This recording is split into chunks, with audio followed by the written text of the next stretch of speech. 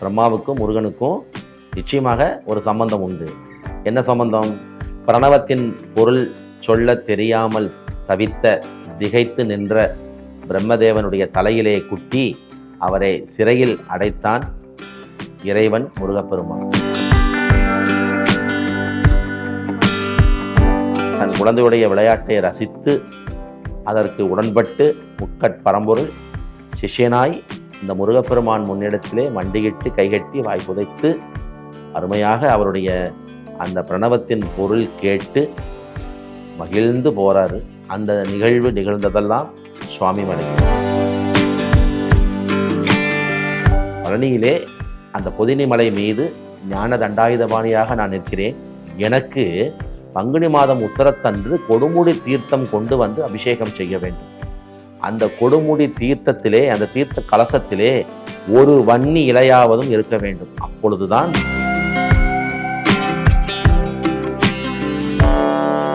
என்னுடைய முன் ஜென்ம கர்மாக்களின் தன்மையால் எனக்கு ஒரு எழுத்து எழுதி அனுப்பியிருக்கீங்க. நீங்கள் மனசு வச்சா அந்த எழுத்தை மாற்றி எழுத முடியும்.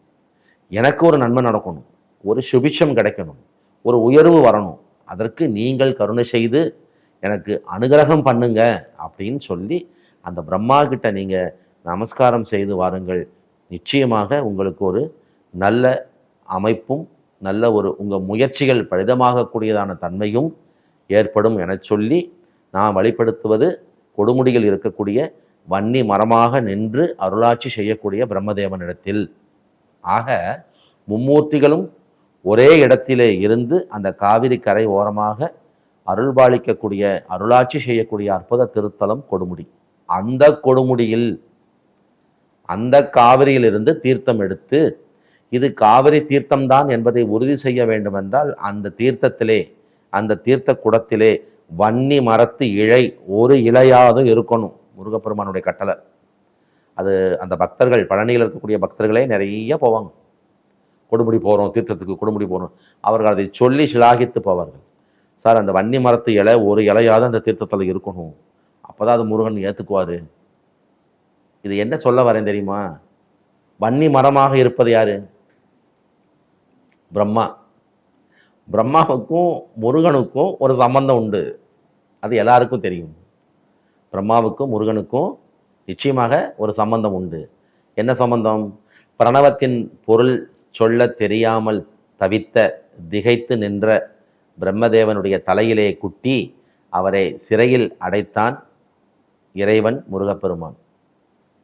அப்புறம் அதன் கொஞ்சம் சில வாதங்கள்லாம் வந்தது. அவங்க அம்மா அப்பா ஈஸ்வரன் ஈஸ்வரி எல்லாம் வந்து 1000 தான் இருக்கட்டும், மும்மூர்த்திகளிலே ஒரு பெரியவரான, ஒரு பெரிய அமைப்பிலே ஒரு ஸ்தானத்திலே இருப்பவரான பிரம்மாவை போய் நீ சில கொட்டி நீ வந்து சிறையில் அடைத்தது தவறு என சொல்லி வாதம் வரும் பொழுது ஈஸ்வரன் என்ன கேட்குறாரு? அப்பா, பிரணவத்தின் பொருள் உனக்கு தெரியுமா என சொல்லி கேட்கும் பொழுது நிச்சயமாக எனக்கு தெரியும், நான் வேணால் உங்களுக்கு அதை பிரணவத்தின் பொருள் சொல்கிறேன் அப்படிங்கிறாரு. சொல்லு என சொல்லி கேட்ட பொழுது, எப்பொழுதும் ஏதேனும் ஒரு இரகசியத்தை, ஓர் உலகியல் உண்மையை எடுத்து கூறுபவர் எவராக இருந்தாலும் அவர் குருஸ்தானத்தில் இருந்து கேட்பவர் சீடனாய் சிஷியனாய் இருந்து பணிவோடு கேட்டால் அதை சொல்ல வேண்டும் என்பது முறை என்ற காரணத்தால் தந்தை மகன் என்ற உறவு இருந்தபோதும் நீங்கள் என்ன பண்ணணுங்க? என் முன்னாடி மண்டியிட்டு கைகட்டி வாய் புதைத்து சிஷ்யனாய் இருந்தால் குரு ஸ்தானத்திலே அமர்ந்து பிரணவத்தின் பொருள் சொல்ல நான் தயார் என சொல்லி முருகன் விளையாடுறாரு. தன் குழந்தையுடைய விளையாட்டை ரசித்து அதற்கு உடன்பட்டு முக்கட்பரம்பொருள் சிஷ்யனாய் இந்த முருகப்பெருமான் முன்னிடத்திலே மண்டியிட்டு கைகட்டி வாய் புதைத்து அருமையாக அவருடைய அந்த பிரணவத்தின் பொருள் கேட்டு மகிழ்ந்து போறாரு. அந்த நிகழ்வு நிகழ்ந்ததெல்லாம் சுவாமி மலை. அது உங்களுக்கு தெரியும். அப்புறம் பிரம்மாவை வந்து விடுதலை பண்ணிடுறாரு. அதில் வந்து அது முருகனுக்கு ஒரு சிந்தனை. 1000 தான் இருந்தாலும் பிரம்மா யார்? படைப்பு கடவுள், மும்மூர்த்திகளிலே அவரும் ஒருத்தர். நாம் ஒரு சின்னஞ்சிறு குழந்தை தான். ஞானத்தின் தன்மையால் நம்ம அந்த பிரணவத்தின் பொருள் சொல்ல தெரியாத பிரம்மனை வந்து தலையிலே குட்டி சிறையில் அடைத்தது ஒரு விதத்தில் நியாயம் என்றாலும் வயதில் பெரியவர், மும்மூர்த்திகளிலே ஒரு மூர்த்தி என்கின்றதான ஒரு தன்மையை கொண்டவர். அவரை போய் நம்ம இப்படி செஞ்சது தப்பு தான் அப்படிங்கிற மாதிரி ஒரு சிந்தனை. அப்போ ஏதாவது ஒரு சந்தர்ப்பத்தில் ஏதாவது ஒரு அமைப்பிலே அந்த பிரம்மாவுக்கு நம்ம கணம் கொடுக்கணும், அவருக்கு ஒரு மதிப்பு தரணும், ஒரு மரியாதை தரணும் என்கின்றதான சிந்தனையிலேயே இருந்த சின்னஞ்சிறு பாலகனான அந்த ஞான தண்டாயுதபாணி இந்த வாய்ப்பை மிக அழகாக பயன்படுத்தி கொண்டார். பழனியிலே அந்த பொதினி மலை மீது ஞான தண்டாயுதபாணியாக நான் நிற்கிறேன். எனக்கு பங்குனி மாதம் உத்தரத்தன்று கொடுமுடி தீர்த்தம் கொண்டு வந்து அபிஷேகம் செய்ய வேண்டும்.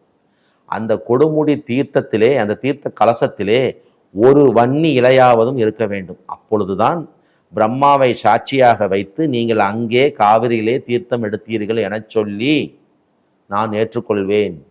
வன்னி இலை இல்லாத தீர்த்தத்தை நான் ஏற்றுக்கொள்ள மாட்டேன்னு சொல்லிட்டாரம்மா. பிரம்மாவுக்கு கனம் கொடுக்குறாரு பாருங்க, பிரம்மாவுக்கு ஒரு மரியாதை கொடுக்குறாரு பாருங்க. இன்றளவும் அங்கே கொடுமுடியில் தீர்த்தத்திற்கு செல்லக்கூடிய அன்பர்கள் காவிரியிலே நீராடி அந்த பூஜைகளெல்லாம் முடித்து அந்த தீர்த்தத்தை நிரப்பும் பொழுது ஒவ்வொரு தீர்த்த கலசத்திலும் அந்த வன்னி இலை போட்டு அந்த தீர்த்தத்தை கட்டி எடுத்து பாத யாத்திரையாகவே நடந்து வந்து பங்குனி உத்திரம் சொல்லுவோம். பங்குனி உத்திரம் தன்னைக்கு பார்த்தீங்கன்னா அப்படி பார்த்தா லட்சக்கணக்கில் வருவாங்க. அது கொஞ்சம் சிரமமாக இருக்கும். அதனால இன்றைய காலகட்டங்களிலே பங்குனி உத்திரத்துக்கு முன்னாடி ஒரு 3 நாட்கள் 4 நாட்களுக்கு முன்பு, பங்குனி உத்திரம் முடிந்து 4 நாட்களுக்கு பின்பு கூட அந்த தீர்த்தம் செலுத்தக்கூடியதான தன்மையிலே அந்த அன்பர்கள் அந்த பக்தர்கள் இருக்கிறார்கள். மிகச்சிலர் நாங்கள் வருஷம் தவறாமல் 50 வருஷமா 60 வருஷமா 70 வருஷமா பங்குனி உத்தரத்தன்னைக்கு தான் முருகனுக்கு தீர்த்தம் செலுத்துகிறோம், அது நாங்கள் மாற மாட்டோம் என சொல்லி அதற்கு ஏற்றாற்போல் திட்டமிடுதல்கள் செய்து கொண்டு கொடுமுடி சென்று தீர்த்தம் உத்தரித்து எடுத்து பாத யாத்திரையாக நடந்து பங்குனி உத்தரத்திற்கு முதல் நாள் இரவோடு இரவாக பழனியிலே தங்கி மறுநாள் காலையிலே எழுந்து நீராடி நீரு பூசி அந்த தீர்த்தத்தோடு மலையேறி சென்று அந்த ஞான ஸ்கந்தமூர்த்தியான ஞான தண்டாயுதபாணிக்கு உள்ளன்போடு அந்த கொடுமுடி தீர்த்தத்தை சமர்ப்பித்து செலுத்தி வீடு திரும்பக்கூடிய அன்பர்கள் இன்றளவும் உண்டு. அந்த அளவிலே பங்குனி உத்தரம் என்ற இந்த அற்புத திருநாள் உலகில் இருக்கக்கூடியதான முருகப்பெருமானுடைய ஆலயங்களிலெல்லாம் வெகு விமரிசையாக கொண்டாடப்பட்டு வந்தாலும் கொடுமுடி தீர்த்தம் என்ற தன்மையிலே ஒரு மிக்க கனமுள்ள அமைப்பிலே அந்த திருவிழாவானது இன்றுமே பழனியிலே கொண்டாடப்பட்டு வருகிறது என்பது உலகறிந்த உண்மை. அது குறித்து ஒரு சில முக்கியமான செய்திகளை உங்களுக்கு தருவதிலே எனக்கு அந்த பிரபஞ்சம் ஒரு சந்தர்ப்பம் தந்த அமைப்பிலே அந்த பிரபஞ்சத்திற்கு எனது நன்றி கலந்த நமஸ்காரங்களை தெரிவித்து கொண்டு, இதேபோல் நீங்கள் கூட முடிந்தால் அந்த பங்குனி உத்திர திருவிழா அன்று எங்கிருந்தாலும் சரி பழனிக்கு ஒரு முறை அந்த முருகப்பெருமானுடைய சன்னதியிலே நின்று அவனை நமஸ்காரம் செய்து செல்வது மிக அற்புத பலன்கள் உங்களுக்கும் கிடைக்கும் என்பது எனது கருத்து. அதே சமயத்தில் இன்னொன்று நான் சொல்லி தான் ஆகணும். அன்னைக்கு பங்குனி உத்திரம் திருவிழா லட்சக்கணக்கில் கூட்டம் இருக்கும். நல்லா சொன்ன நாங்களே அந்த மலை பக்கம் கோவில் பக்கம் போக மாட்டோம். வேறு ஒரு நாளில் போய் இறைவனை நமஸ்காரம் செய்துக்கலாம். நம்ம முருகன் எங்கே போகிறாரு அப்படிங்கிற ஒரு சிந்தனை இருக்கும். அதனால் நான் இப்போ உங்களுக்கு இந்த தகவல் தர வேண்டும், உங்களை அழைக்க வேண்டும். நிச்சயமாக பங்குனி உத்திரத்தன்று நீங்களும் முருகப்பெருமானை நமஸ்காரம் செய்து செல்ல வேண்டும் என்பது என்னுள் இருக்கும் ஒரு ஆவல்.